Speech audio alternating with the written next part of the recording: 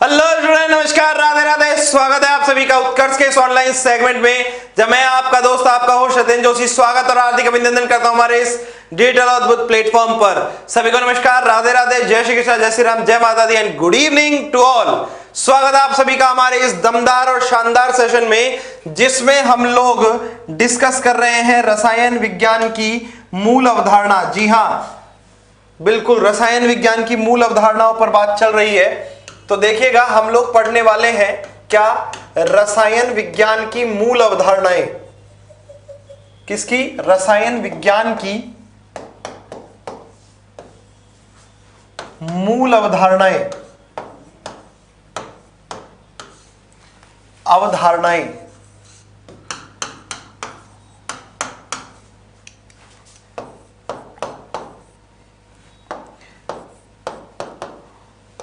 Basic concept of chemistry. ठीक, चलिए, किसको पढ़ने वाले हो? बेसिक कॉन्सेप्ट ऑफ केमिस्ट्री पढ़ने वाले हैं।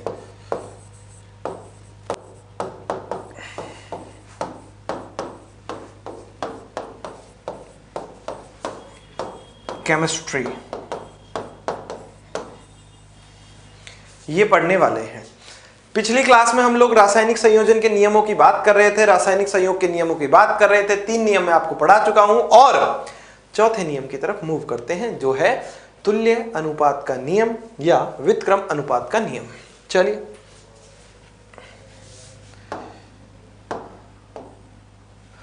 नियम है हमारे पास कौन सा?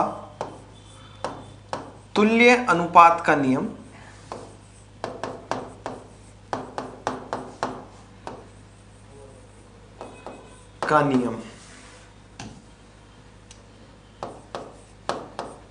नियम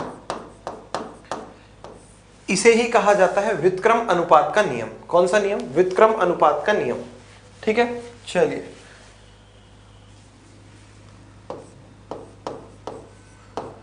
व्युत्क्रम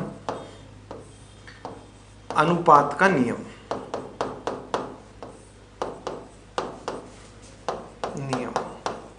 अब देखो, तुल्य अनुपात के नियम की बात करें या व्युत्क्रम अनुपात के नियम की बात करें, तो इसको समझने के लिए छोटी छोटी बातें जो है वो ध्यान में रखो। छोटी छोटी बातों से नियम जो है वो सिंपल हो जाएगा। पहली बात तो ये है कि भाई ये नियम दिया किसने?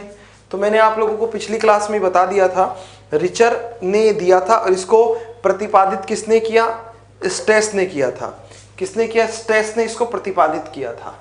ठीक है ना, सिंपल सी बात है। ठीक है, कब दिया? 1792 1792 में ये नियम दिया गया।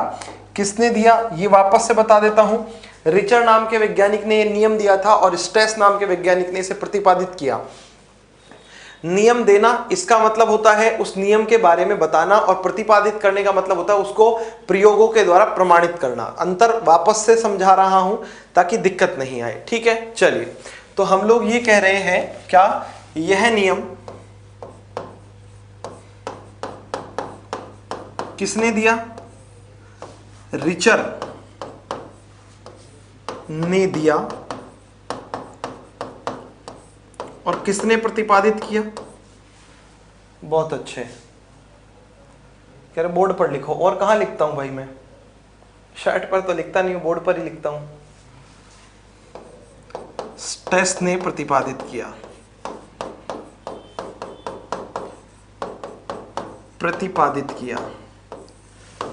अब देखो, ये नियम क्या है, इसको समझाने के लिए मुझे क्या करना पड़ेगा? जो पहले आप लोगों को एग्जाम्पल समझाना पड़ेगा।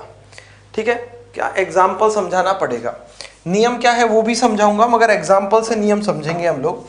जैसे देखो, आपके पास कोई यौगिक है, ठीक है,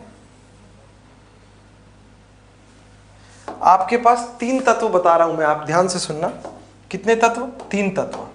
ठीक है ना, एक कार्बन, एक हाइड्रोजन और एक ऑक्सीजन ले लेते हैं, या कोई और 3 तत्व हो, कोई से भी 3 तत्व ले लो, कोई फर्क नहीं पड़ने वाला है। मैं कार्बन, हाइड्रोजन और ऑक्सीजन से बात कर रहा हूं।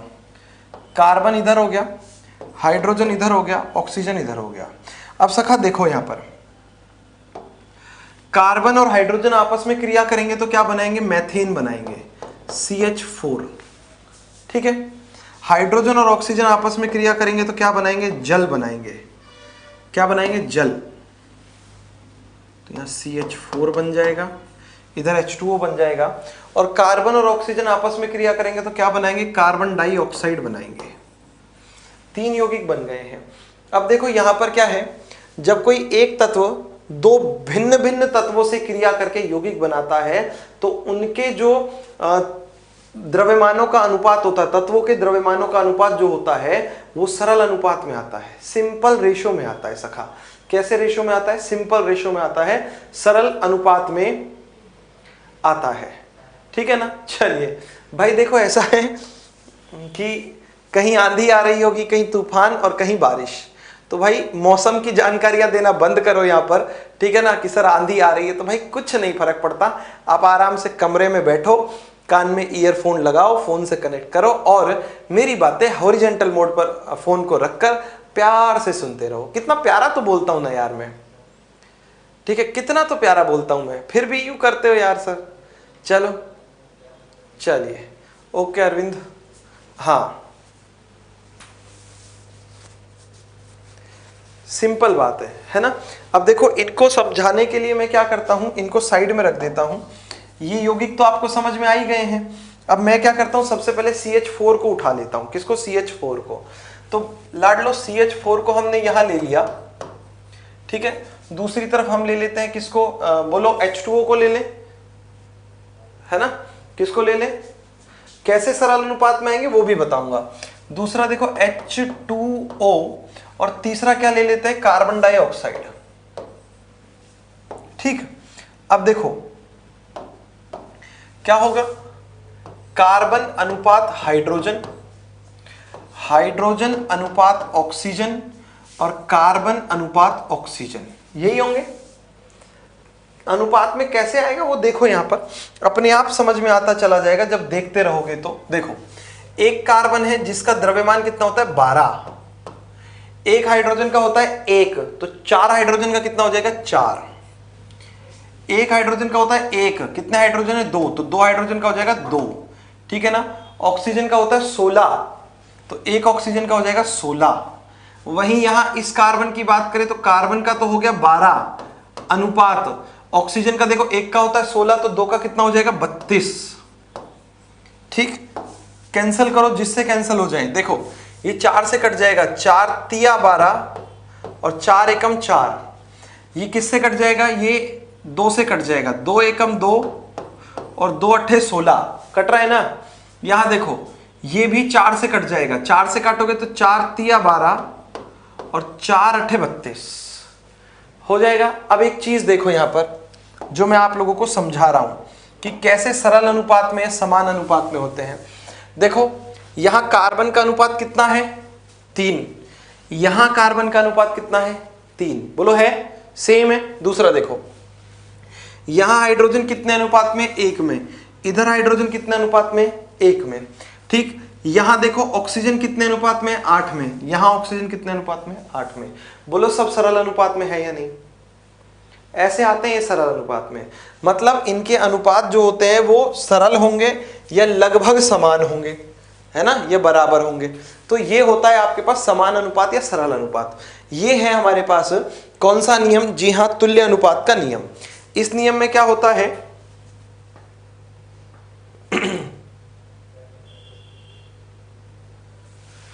देखो इसमें होता है जब 2 भिन्न भिन्न तत्व, द्रव्यमान का पता कैसे चलता है ये मैं सिखाऊंगा आपको, चिंता मत करो, सभी के द्रव्यमान फिक्स हैं, आगे आप पढ़ने वाले हो। हालांकि 9वीं क्लास में आप लोगों ने पढ़े थे, वहां कोई बात नहीं, अगर आपको याद नहीं है तो मुझे कोई दिक्कत नहीं है, मैं आपको आगे पढ़ाने वाला हूं, है ना। अभी सीखे जाओ जो समझा रहे हैं, अभी इंपॉर्टेंट है नियम, रूल्स इंपॉर्टेंट है अभी। तो देखो क्या है, जब 2 भिन्न भिन्न तत्व, ध्यान से देख लो, 2 भिन्न भिन्न तत्व एक ही तत्व से क्या करते हैं, क्रिया करते हैं, तो जो यौगिक प्राप्त होता है उन यौगिकों में जो द्रव्यमान होते हैं वो तत्वों के कैसे होते हैं, समान होते हैं या फिर सरल गुणक होते हैं तीसरे तत्व की तुलना में। ये हमारे पास रिचर ने जो नियम दिया, स्टेस ने जिसको प्रतिपादित किया, वो नियम है। ठीक है, चलिए तो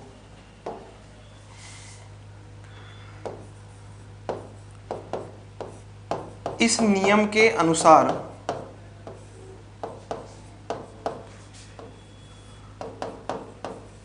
अनुसार, ठीक है ना, इसी नियम के अनुसार, अकॉर्डिंग टू दिस लॉ। ठीक,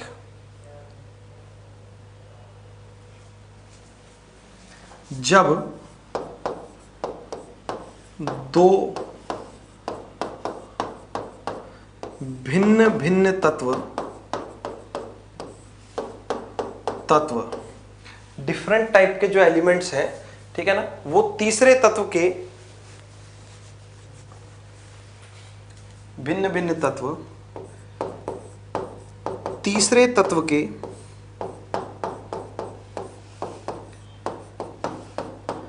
किसके साथ, निश्चित द्रव्यमान के साथ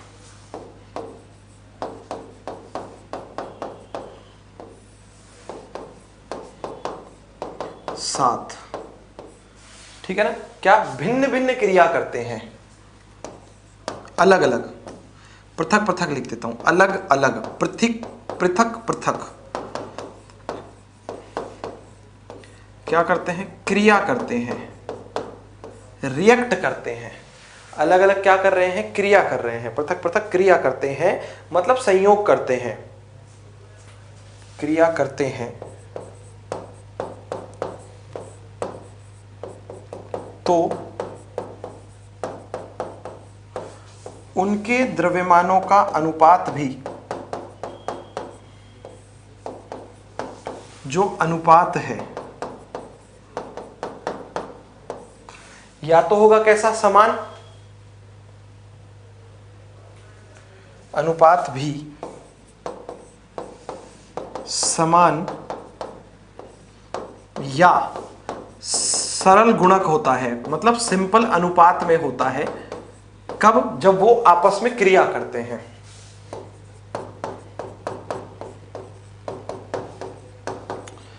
जब वे आपस में क्रिया करते हैं। और ये कैसे बराबर होता है ये मैं आपको ऑलरेडी बता चुका हूं, एग्जाम्पल देख लो। अब इसमें थोड़ी दिक्कत ये हो सकती है कि जो नियम है ना, उस नियम की लैंग्वेज थोड़ी टफ हो सकती है, हालांकि मैंने बहुत सरल करने का प्रयास किया है, ठीक है ना, मगर फिर भी थोड़ी सी टफ आपको लग सकती है। मगर जो नियम को अगर आप लोगों ने एक बार इस एग्जाम्पल से समझ लिया ना, तो फिर कोई दिक्कत नहीं है। कहने का मतलब क्या है, दो अलग अलग तत्व हैं, एक तीसरे तत्व के साथ क्रिया कर रहे हैं। हाइड्रोजन ने कार्बन के साथ क्रिया की, मीथेन बनाया, ऑक्सीजन ने कार्बन के साथ क्रिया की, कार्बन डाइऑक्साइड बनाया, ठीक है ना। दो भिन्न भिन्न तत्व तीसरे तत्व के साथ क्रिया कर रहे हैं, तो जब ये आपस में क्रिया करेंगे तो भी द्रव्यमान सरल होंगे या फिर बराबर होंगे, ऐसा कहा जाता है इस नियम के अंदर, ठीक है ना, ये कहा जाता है इस नियम के अंदर। चलिए फटाफट से नोट कर लो, पूरा 20 सेकंड का समय देता हूं इस पैनल को नोट करने के लिए, फिर आगे बढ़ेंगे, ठीक है ना। जल्दी जल्दी से नोट कर लीजिए।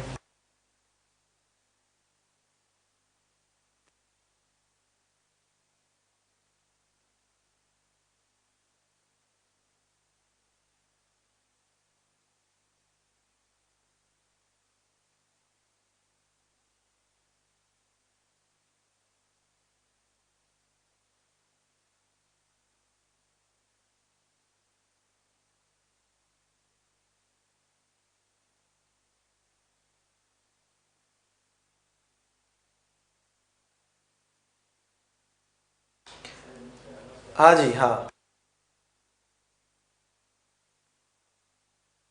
चलिए हो गया, नोट करो, बहुत अच्छे।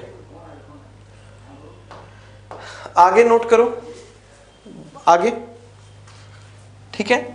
ये 4 नियम हम लोग पढ़ चुके हैं, 5वां और अंतिम नियम जो है ना वो मैं अब आप लोगों को पढ़ाऊंगा, ठीक है। क्या 5वां और अंतिम नियम मैं आप लोगों को पढ़ाऊंगा, ठीक है।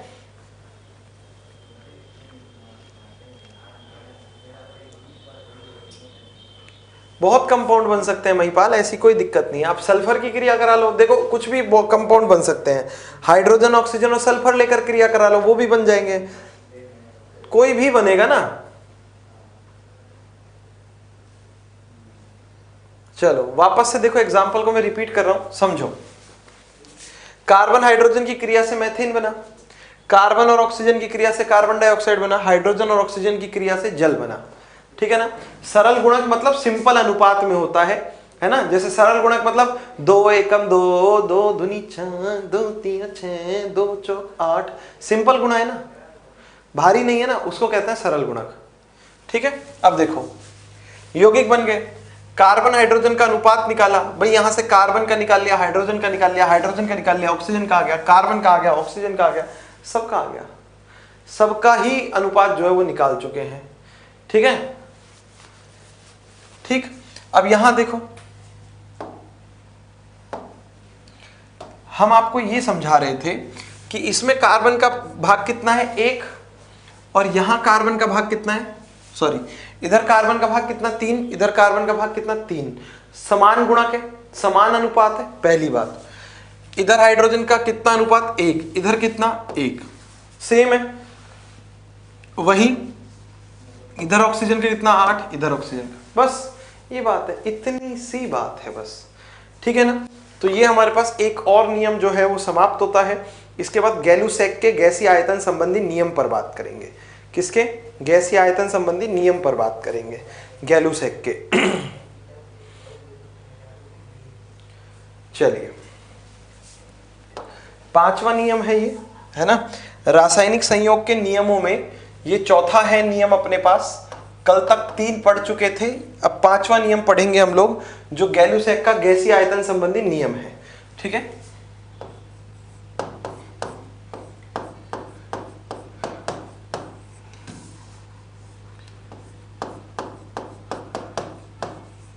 गैलुसैक का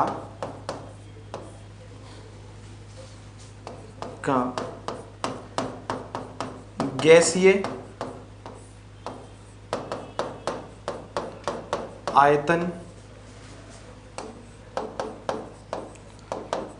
संबंधी नियम।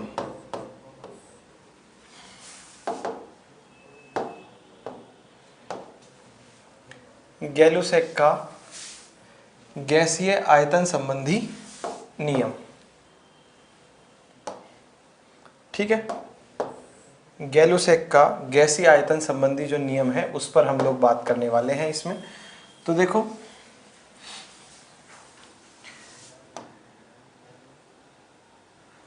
गैलुसैक के गैसीय आयतन संबंधी नियम पर हम डिस्कस करेंगे अब इसमें। तो गैलुसैक गैसीय आयतन संबंधी नियम में हमारे पास क्या कहता है ये सुनो। ठीक, सिंपल समझना। गैलुसैक कहते हैं कि जब 2 गैसें सरल अनुपात में क्रिया करती हैं तो उनसे जो हमारे पास जो भी उत्पाद प्राप्त होगा वो भी सरल अनुपात में होता है। ठीक है ना।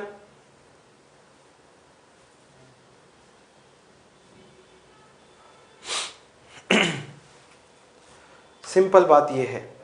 कब दिया? बिल्कुल बताएंगे, क्यों नहीं बताएंगे, बिल्कुल बताएंगे, चिंता मत करो। गैलुसैक इस नियम को देते हैं 1808 में, 1808 में। ठीक है ना। चलिए, अरे हमने यही तो कहा, कुछ कह रहे सर चौथा नियम बुक में नहीं है। हमने ये कहा कि बुक से एक्स्ट्रा मिलेगा ना आपको, वो एग्जाम के अंदर पूछा जाता है, आईआईटी नीट के अंदर वो उस पर क्वेश्चन बनते हैं, इसलिए लिखवाया बेटा, चिंता मत करो। देखो किसने दिया ये तो पूछने की बात ही नहीं है, गैलुसैक नहीं दिया था, खत्म हो गई बात। आगे की बात समझो। इस नियम के अनुसार क्या है अपने पास, इस नियम के अनुसार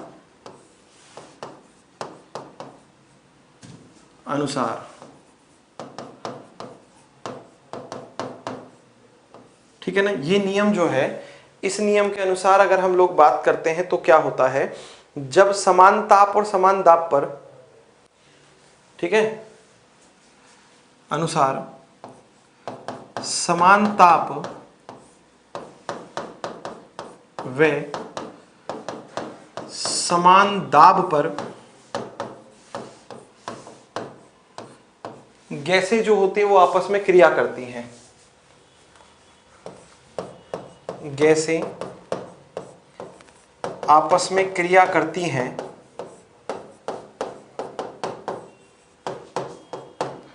रिएक्ट करती हैं। क्या करेंगी? रिएक्ट करेंगी। ठीक, तो बहुत सरल बात यह है, तो उनके आयतन जो होते हैं वो सरल अनुपात में होते हैं। ठीक है, तो उनके जो वॉल्यूम है आयतन कैसे होंगे? सरल अनुपात में होते हैं, सिंपल रेशो में होंगे, ठीक है ना। उनके आयतन सरल अनुपात में होते हैं, पहली बात यह है। एक बात तो हुई है। अब इसमें एक स्थिति यह है अपने पास, ठीक, यदि अगर हम लोग बात करें तो सही तरीके से समझिएगा कि अगर इनके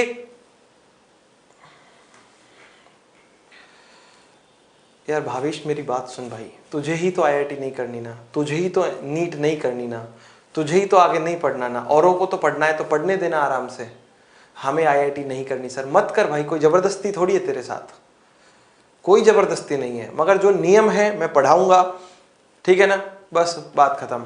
अब ध्यान से सुनो, अगर दो गैसें तीन गैसें आपस में क्रिया करती हैं तो उनके आयतन जो होते हैं एक निश्चित अनुपात में होते हैं, ठीक है ना। कैसे अनुपात में होते हैं?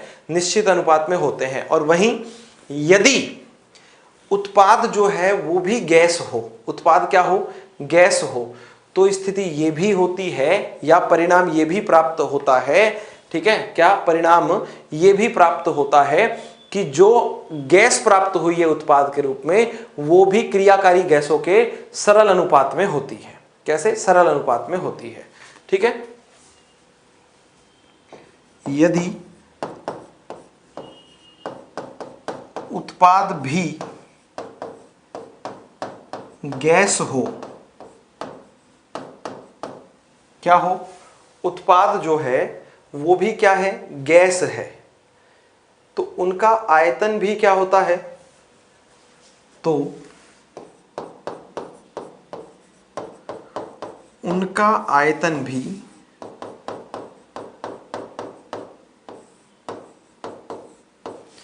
क्रियाकारी गैसों के सरल अनुपात में होता है, ठीक है ना। भी क्रियाकारी गैसों के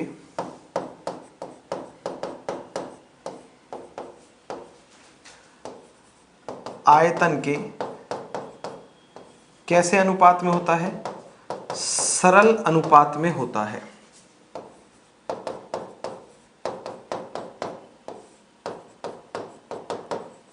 सिंपल रेशो में होता है। कैसे अनुपात में होता है ना?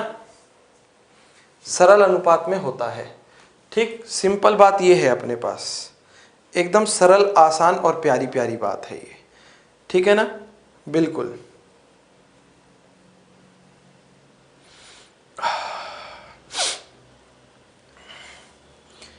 चलिए, ठीक है। जैसे एग्जाम्पल की बात करें इसमें, तो एग्जाम्पल समझो भाई। एग्जाम्पल के तौर पर मान लो कि नाइट्रोजन ने क्रिया की है हाइड्रोजन के साथ। किसके साथ? हाइड्रोजन के साथ। और बना क्या? Ammonia, NH3। क्या बना है? अमोनिया। अब एक बात देखो, यहां पर बात यह है कि यहां देखो कितनी, दो नाइट्रोजन है, जबकि यहां नाइट्रोजन कितनी है? एक। तो अभिक्रिया को संतुलित करने के लिए यहां कितने लगा देंगे? दो लगा देंगे। जैसे यहां दो लगाया, दो तिया 6, हाइड्रोजन कितने हो गए? 6, तो यहां लगा दो 3, रिएक्शन बैलेंस हो गई, पहली बात। अब देखो क्या होगा यहां पर, अब होगा ये मेरे सखा कि जब ये आपस में रिएक्ट कर रहे हैं, क्या? जब ये आपस में रिएक्ट कर रहे हैं तो भाई नाइट्रोजन, हाइड्रोजन और अमोनिया का अनुपात देखो क्या होगा। नाइट्रोजन के आगे कुछ नहीं है, जिसका कुछ कोई नहीं होता उसका ऊपर वाला होता है, और सबका मालिक कौन है? एक है। तो इसका आयतन कितना है? एक आयतन है, यहां एक वॉल्यूम है। यहां क्या है? 3 आयतन है, यहां 3 वॉल्यूम है इसके। इसके कितने हैं? 2 आयतन है, ठीक है। कितने आयतन है? 2 आयतन है। तो भाई अगर इनके अनुपात निकाले जाएं, ठीक है ना, क्या? जी हां, क्या?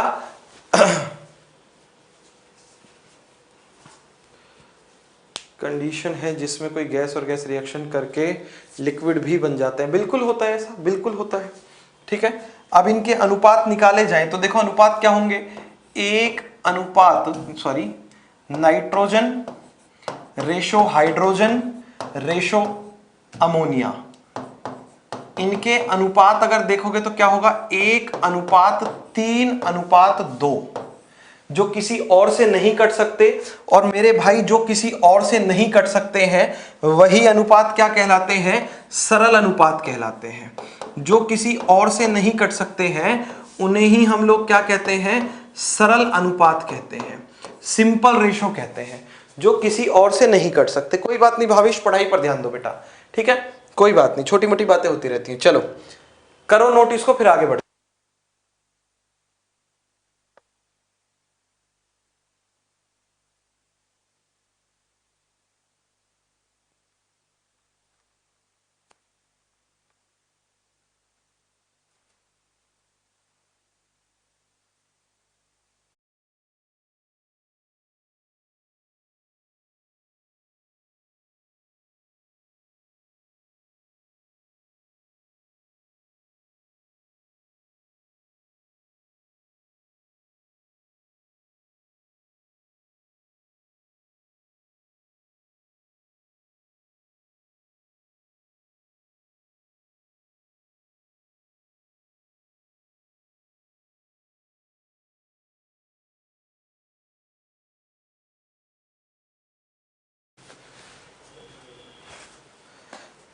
है ना, हाँ, सिंपल रेशो आएगा, सरल अनुपात आएगा, ठीक है।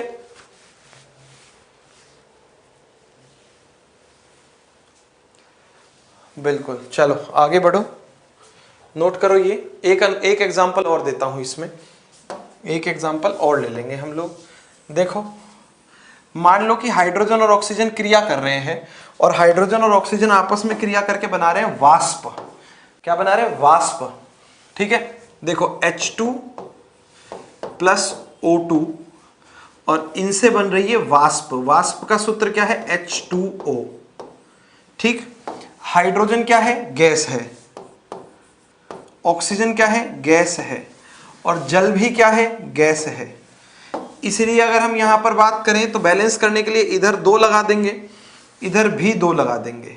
अगर आप ध्यान से देखोगे तो भाई यहां कितना अनुपात है, 2, यहां 1, और यहां भी कितना, 2। तो और आसान तरीके से समझ लो, लिख देता हूं मैं, क्या लिख देता हूं, ये देखो, ये है 2 आयतन, ये है 1 आयतन, और लाड लो ये कितना है, ये है 2 आयतन। 1 आयतन, 2 आयतन, 1 आयतन। इसका मतलब अगर अनुपात निकालोगे, क्या भाई साहब, अनुपात निकालोगे किसका, हाइड्रोजन का, ऑक्सीजन का और वाष्प का, ठीक। तो ये हाइड्रोजन, ऑक्सीजन और वाष्प जो है इनका अनुपात आएगा 2:1:2। अब ये किसी से कैंसिल नहीं हो सकते हैं, इसीलिए ये अपने पास कैसा अनुपात आ गया है, सरल अनुपात आ गया है। कैसा अनुपात आ गया है भाई साहब, ये है सरल अनुपात, सिंपल रेशो। यही कहा था गैलुसैक ने, ठीक है, कर दीजिए नोट। नहीं, नियम 5 ही है बेटा, 6 नहीं है, ठीक है। इसके बाद हम लोग तत्व, परमाणु और अणु की आरंभिक अवधारणा जो है वो पढ़ने वाले हैं, जो कि हमारे पास क्या है, डाल्टन का परमाणु सिद्धांत, डाल्टन्स एटॉमिक थ्योरी, जिसे परमाणुवाद कहा जाता है, ठीक है ना। जी हाँ बेटा, हाइड्रोजन का अनुपात 4 नहीं होगा। यहां देखो अनुपात जो होता है वो यहां से लिया जाता है, इनसे टोटल काउंट करके नहीं लेते, है ना। जल्दी से नोट करो फिर आगे बढ़ेंगे।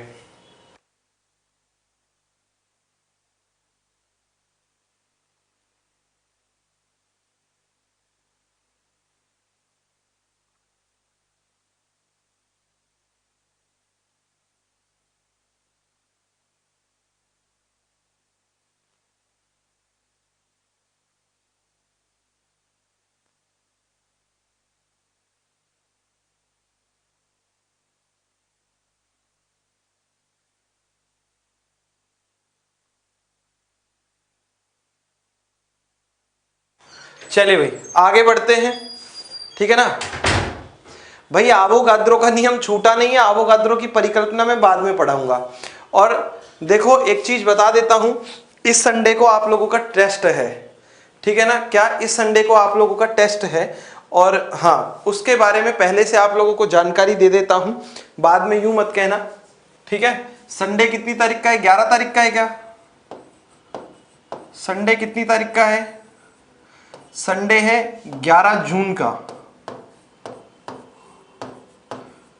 ठीक, 2023। इस 11 जून 2023 को आप लोगों का टेस्ट है, ठीक है। क्या है? टेस्ट है। और ये टेस्ट कैसा होने वाला है ये सुन लो, ये होगा आपका डिस्क्रिप्टिव टेस्ट या सब्जेक्टिव टेस्ट कह सकते हो आप इसको। क्या कह सकते हो? सब्जेक्टिव टेस्ट कह सकते हो, डिस्क्रिप्टिव टेस्ट। इस टेस्ट में पिछली बार की तरह ऑप्शन नहीं मिलेंगे, आपको पूरी डिटेल में लिखना पड़ेगा खुद को। कि मान के चलो आप लोगों को यही दे दिया कि गैलुसेक का नियम क्या है समझाइए, ठीक है ना, तो यहां से स्पष्ट तरीके से पता चलेगा अपने पास कि नियम क्या है, ठीक है। वो आपको कंप्लीट लिखना पड़ेगा। कैसा टेस्ट है? सब्जेक्टिव टेस्ट है, ठीक। अब बात रही इस टेस्ट के सिलेबस की, है ना, कि सर इस टेस्ट में आएगा क्या। तो भाई साहब इस टेस्ट का सिलेबस बिल्कुल स्पष्ट है, इस टेस्ट का सिलेबस बिल्कुल स्पष्ट है। फ्राइडे तक जितना पढ़ लोगे, क्या फ्राइडे तक जितना पढ़ लोगे वो सारा आएगा, ठीक है ना। जी हां, फ्राइडे तक,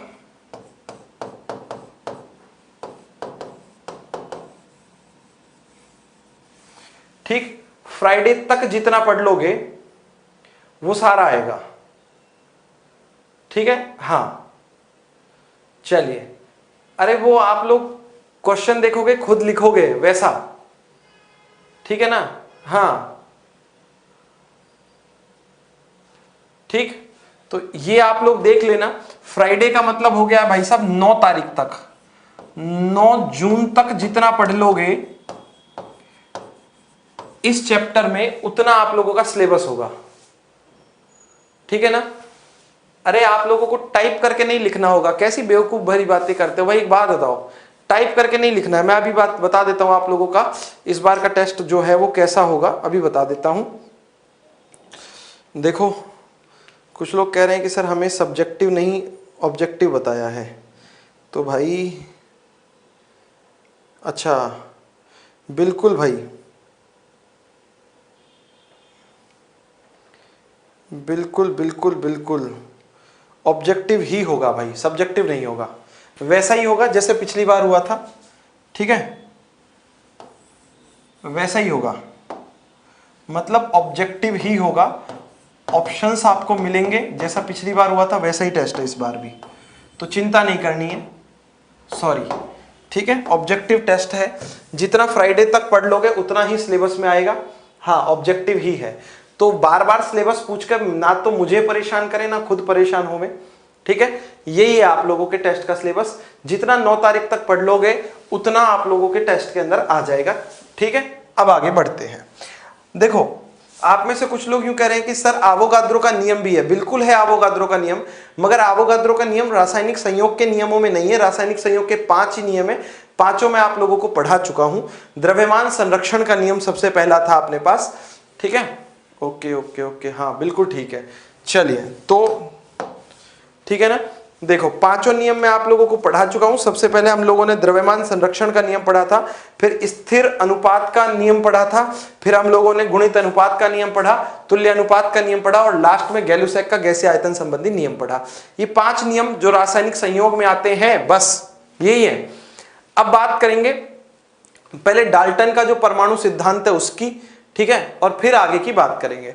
मगर डाल्टन के परमाणु सिद्धांत से पहले मैं आप लोगों को एक बहुत इंपॉर्टेंट बात बता देना चाहता हूं कि अगर हम लोग बात करें परमाणु की, तो परमाणु आया कैसे, परमाणु जो है वो कैसे आया। देखो ये वर्ड है परम अणु,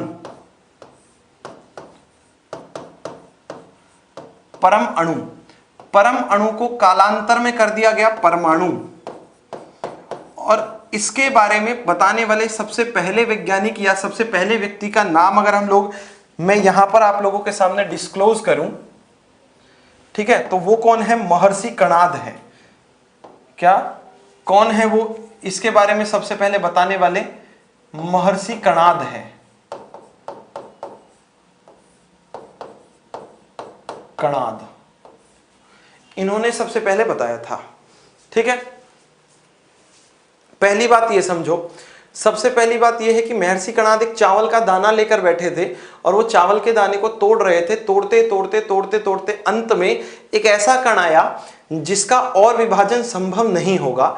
उसी को उन्होंने परमाणु शब्द का नाम दिया। किसका नाम दिया? परमाणु शब्द का नाम दिया था। ठीक है ना। 800 ईसा पूर्व की ये बातें हैं। 800 ईसा पूर्व का मतलब समझो, अभी चल रहा है 2023, ठीक है ना, और प्लस में क्या कर दो 800, इतने वर्ष पुरानी बात है ये। 2823 साल पुरानी बात है ये, ठीक है ना, 2823 साल पुरानी बात है। चलो वो तो कोई बात नहीं, मगर अभी एक सिंपल बात अगर हम लोग यहां समझते हैं तो इसमें समझो कि महर्षि कणाद ने सबसे पहले ये कहा था कि कोई भी पदार्थ या द्रव्य होता है वो छोटे छोटे कणों से मिलकर बना होता है, और वो छोटे छोटे कण जो होते हैं वो अविभाज्य होते हैं। ये सबसे पहले महर्षि कणाद ने बताया। मगर कुछ लोगों को कंफ्यूजन ये है कि सर परमाणु शब्द किसने दिया? भाई परमाणु शब्द तो महर्षि कणाद ने दिया, मगर एटम शब्द डाल्टन ने दिया। बिकॉज महर्षि कणाद ने कभी एटम के बारे में नहीं बताया था। किसके बारे में नहीं बताया था? एटम के बारे में नहीं, परमाणु के बारे में बताया था। ठीक है ना। जी हां, चलिए इसके बारे में भी बताऊंगा मैं भी आपको।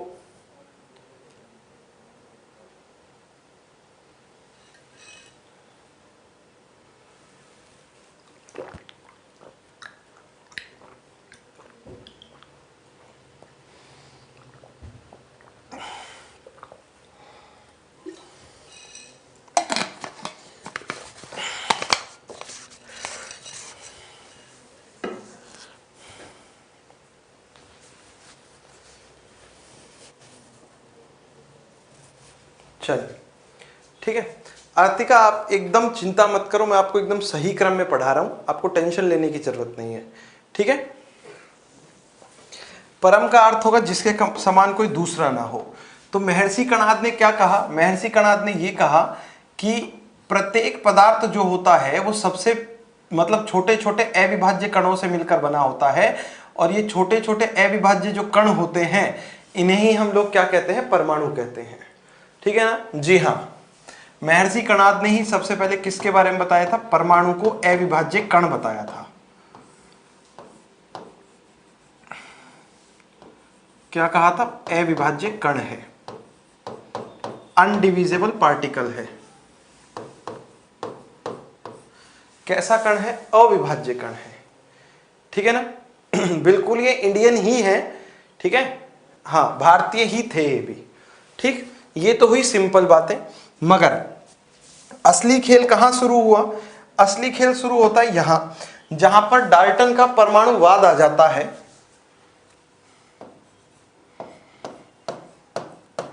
डाल्टन का परमाणुवाद,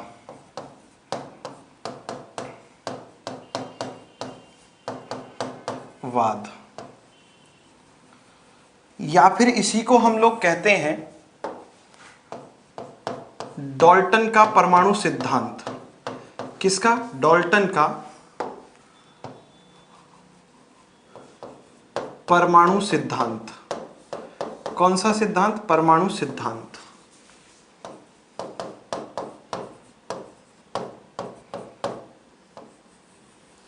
डाल्टन का परमाणुवाद या डाल्टन का परमाणु सिद्धांत कहते हैं इसको, एटॉमिक थ्योरी बाय डाल्टन।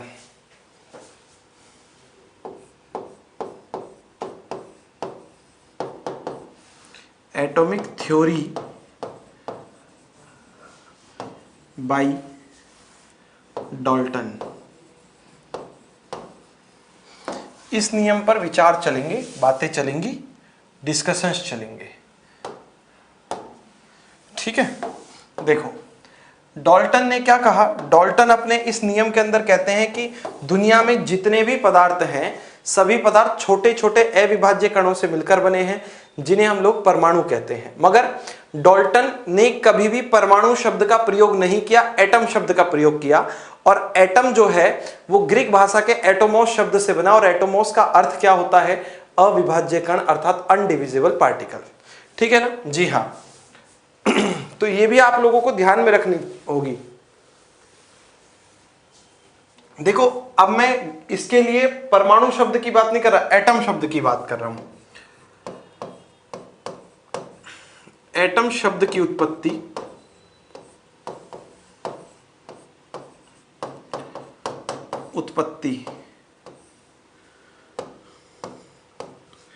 किससे हुई है? एटोमोस शब्द से हुई है।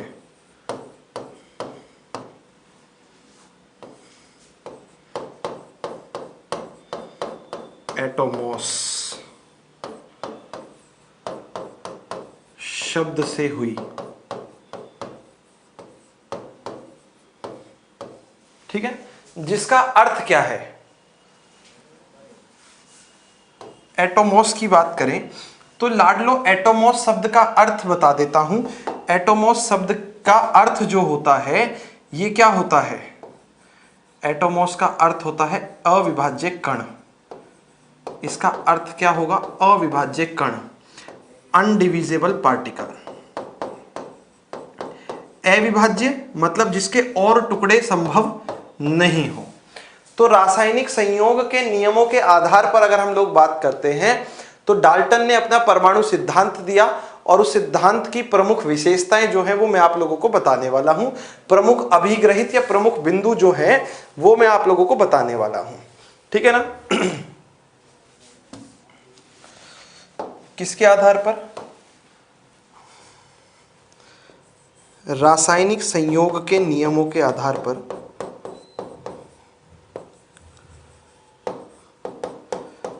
संयोग के नियमों के आधार पर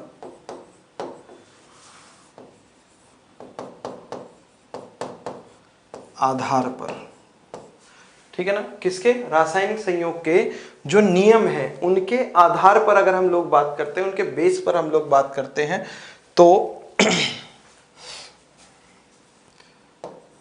डाल्टन ने 1808 में, 1803 में एक्सपेरिमेंट शुरू किया, 1808 में नियम दिए। 1808 में अपना परमाणु सिद्धांत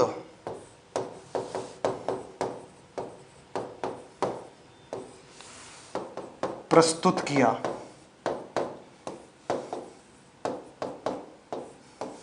ठीक है, जिसके मूल अगर हम लोग बात करते हैं, परमाणु और परमाणुवाद अलग अलग है। परमाणु का मतलब वो कण की बात कर रहे हैं, परमाणुवाद का मतलब है उसका नियम।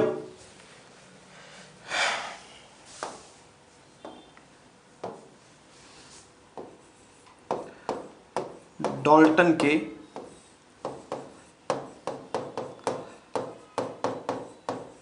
परमाणुवाद के प्रमुख बिंदु, मेन पॉइंट जो है, जो मैं बता रहा हूं वो है निम्न है। ठीक है ना? प्रमुख बिंदु जो है वो ये है।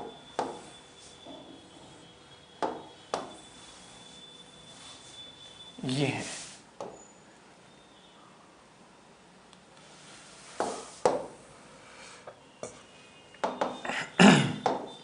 क्या क्या है? पहला,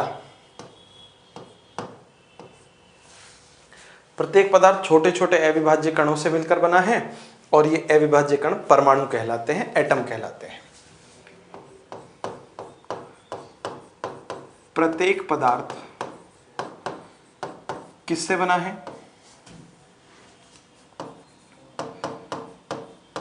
सॉरी, छोटे छोटे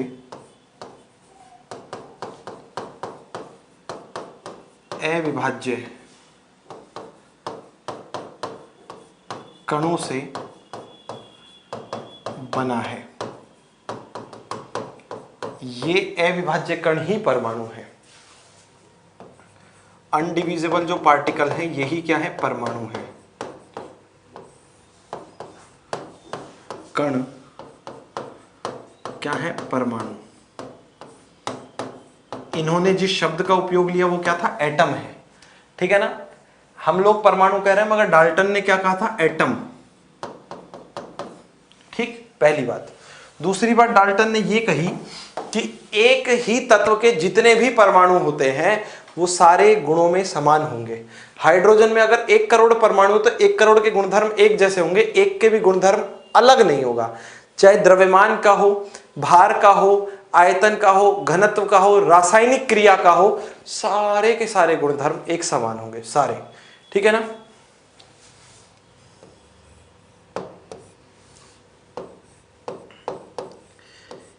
एक ही तत्व के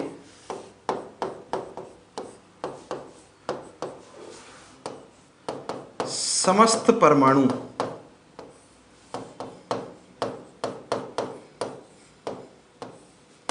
सभी गुणों में समान होते हैं, सभी गुणों में कैसे होते हैं, समान होते हैं, सेम होंगे।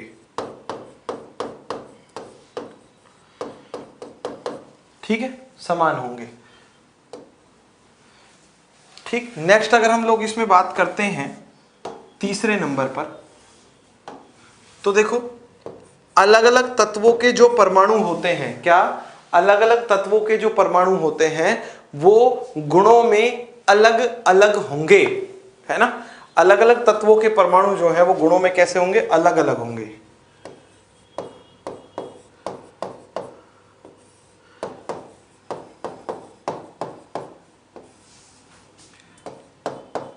तत्वों के परमाणु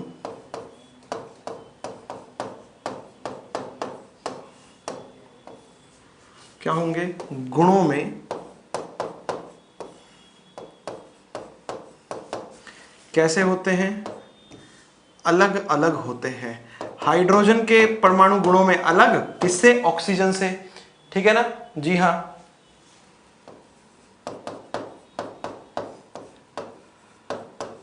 होते हैं। ठीक, सिंपल। फिर ऐसे ही हम लोग बात करें अगले नियम की ओर, तो भाई साहब अगला नियम हमसे क्या कहता है, अगला जो बिंदु है वो ये कहता है कि जब दो या दो से अधिक परमाणु आपस में रासायनिक संयोग करेंगे तो उनके रासायनिक संयोजन से अणु या यौगिक बनेंगे, मॉलिक्यूल और कंपाउंड्स बनते हैं। ठीक है, जब दो या दो से अधिक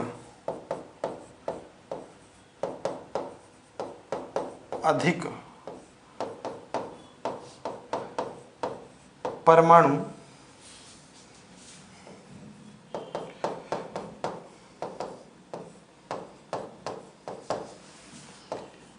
आपस में क्या करते हैं, रासायनिक संयोग करते हैं। क्या करते हैं, आपस में रासायनिक संयोग करते हैं,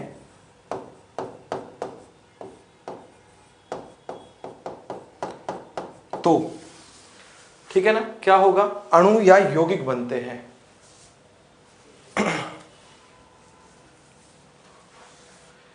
सर क्या वर्ल्ड में सभी वस्तु परमाणु से बनी होती हैं? बिल्कुल देवांश भाई, आप भी परमाणु से बने हो, मैं भी परमाणु से बना हूं। जिस नोटबुक में लिख रहे हो, जिस पेन से लिख रहे हो, मैं जिस मार्कर से लिख रहा हूं, मेरा जो ये पैनल है, ये जो मेरे कपड़े हैं, आपके कपड़े हैं, सब जिस फोन में मुझे देख रहे हो ना, वो भी परमाणु से ही बना है, प्रत्येक वस्तु। ठीक है, करते हैं तो क्या बनते हैं, अणु या यौगिक बनाते हैं।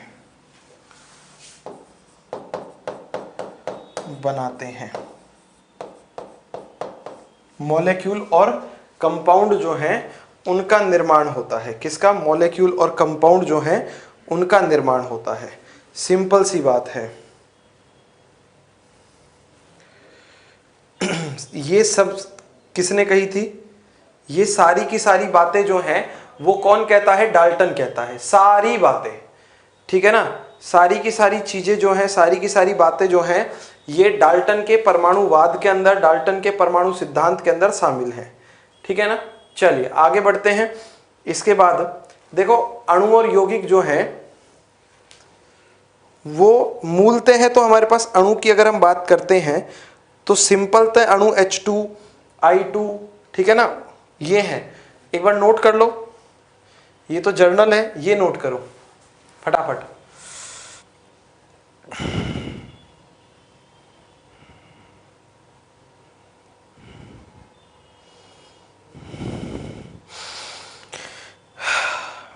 नोट करो, फिर बहुत बड़ी राज की बात बताऊंगा मैं आप लोगों को।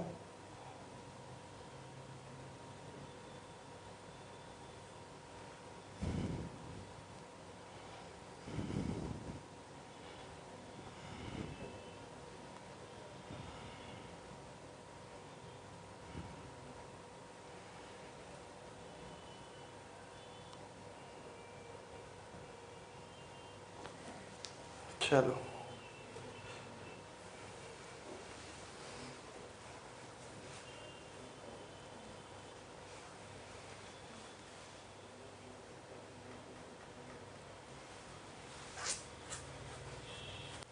बहुत अच्छे, करो आगे नोट। फिर आप लोगों को एक और बात बतानी है, इसका 5वां पॉइंट जो है वो बताना है।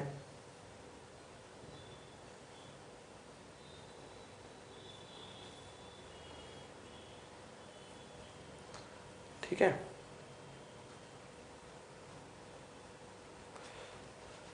सुमित ऐसा पॉसिबल नहीं है ना भाई, कोई बात नहीं, 2-4 मिनट में कोई फर्क नहीं पड़ता है। ठीक है, टेंशन मत लो।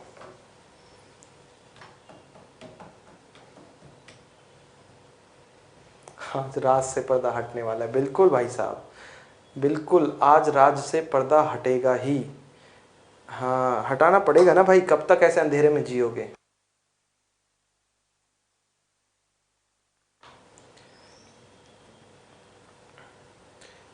बहुत अच्छे।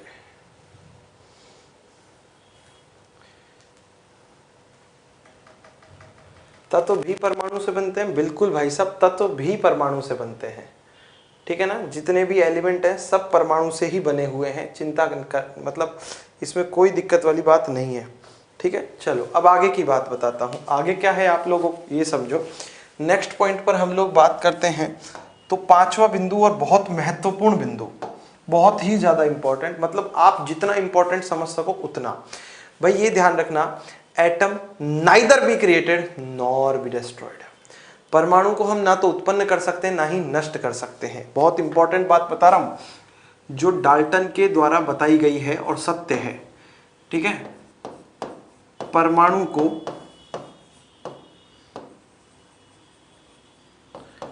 न तो उत्पन्न किया जा सकता है, नाइदर बी क्रिएटेड, उत्पन्न किया जा सकता है,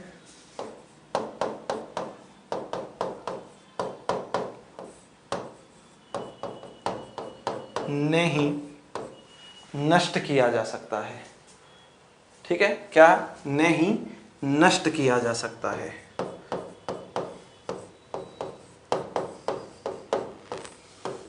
जा सकता है, मगर यहां पर बहुत, इसे क्या कहते हैं? इसे हम लोग कहते हैं, जी हां, चलिए देखो, इसे अगर हम लोग कहें तो भाई बहुत सरल भाषा में समझेंगे, इसे कहेंगे परमाणु की अविनाशिता का नियम। क्या इसे क्या कहेंगे? परमाणु की अविनाशिता का नियम कहते हैं। कौन सा नियम? परमाणु की अविनाशिता का नियम कहते हैं। ठीक है, परमाणु की अविनाशिता का नियम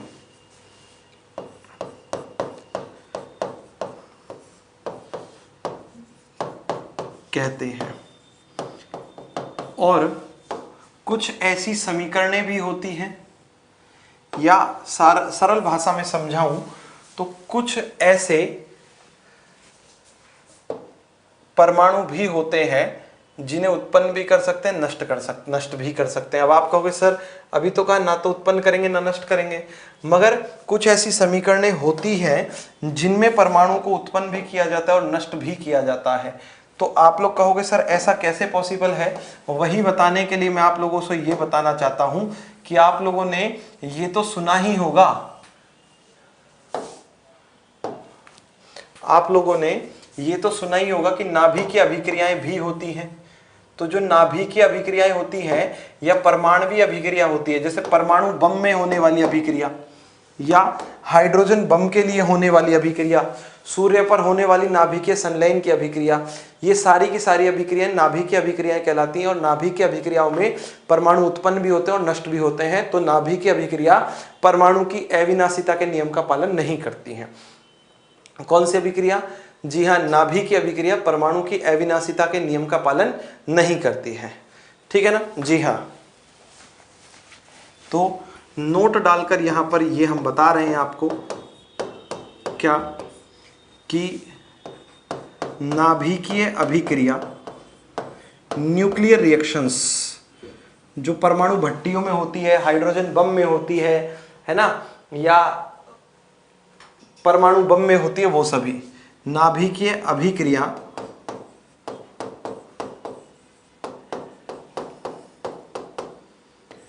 किसका पालन नहीं करती? परमाणु की अविनाशिता के नियम का पालन नहीं करती। किसका? परमाणु की अविनाशिता के नियम का पालन नहीं करती।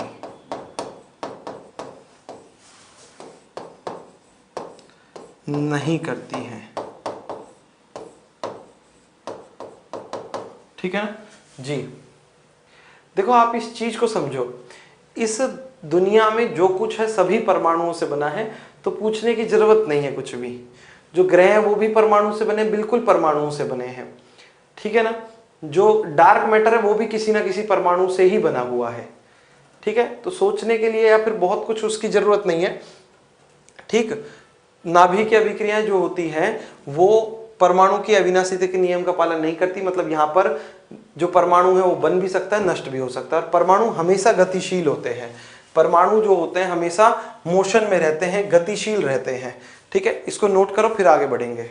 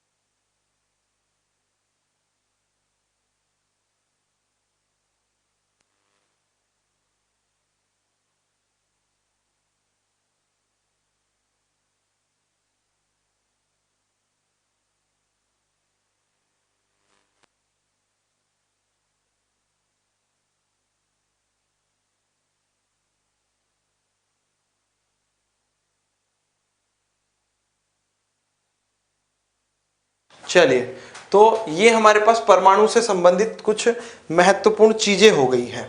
मगर आप लोगों को पता है क्या, डाल्टन के परमाणु सिद्धांत से रासायनिक जो संयोजन के नियम है, रासायनिक संयोग के नियम है, उनको विस्तार से समझाया जा सकता है। और यहीं पर एक दो चीजें और हैं जो आप लोगों को मैं बता देता हूं। इनके बाद थॉमसन ने, जो रदरफोर्ड है उनने, ठीक है ना, इन्होंने एक्सपेरिमेंट किए। ठीक है ना? देखो वॉइस स्लो आ रही, वॉइस सही आ रही है तो नहीं, परमाणु ऊर्जा के रूप में एक रूप से दूसरे रूप में नहीं जाता है, ऊर्जा की तरह, ये ध्यान रखना। अब दूसरी बात मैं आपको यहां बताता हूं। एक भाई साहब ये कह रहे हैं तो सर हम भी एक तत्व हैं। नहीं, आप एक तत्व नहीं हो, आप एक अणु हो, ये कह सकते हो आप। ठीक है ना? आप एक अणु हो, ये कह सकते हो आप। भाई आप समझो ना, आपके अंदर बहुत सारे तत्व हैं, और जब बहुत सारे तत्व होते हैं तो अणु बनता है, ना कि केवल एक तत्व। ठीक है ना, ये ध्यान से समझो आप।